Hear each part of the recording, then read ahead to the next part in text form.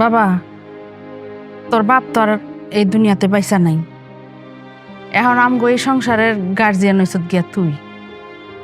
তোর ইনকামেই আমগো পুরা সংসারটা চলতেছে। এখন তোর কোনো পরামর্শ ছাড়া তো আমরা কোনো সিদ্ধান্তে আইতে পারতাছি না। এই যে তোর বোন রানী গত 2 মাস যাবত তার স্বামীর লগে ঝগড়া করে আমগো বাড়িতে পড়ে রয়েছে।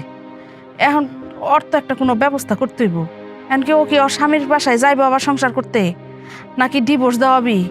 আর ডিভোর্স দেওয়া হলে কাবিনে টাকা টুকা কেমনে কি করবি কিছুই তো বুঝতাছি না। এখন তুই কি করবো? সংসার করবো মানে? কোনো সংসার করবো না।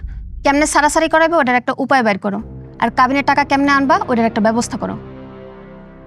আর ভাই, তুমি কিছু কও না কেন? শুনলাম, মার বোনের কথা এতক্ষণ শুনলাম। দেখ রানী, এটা একটা জীবনের ব্যাপার। এই সিদ্ধান্ত তো হুটহাট করে নেওয়া যায় না। এইসব সিদ্ধান্ত নিতে গেলে পরিবারের সবাই মিল্লা নিতে হয়। আমার বউ বাড়িতে আছে, তারও তো একটা মতামত আছে, পরামর্শ আছে, আছে না?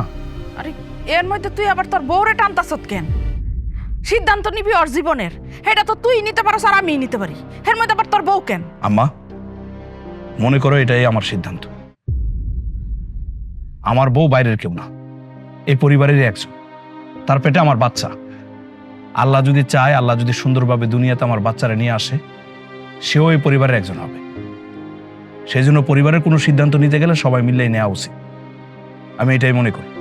আচ্ছা ঠিক আছে, এখন তুই যেটা ভালো মনে করো সেটাই।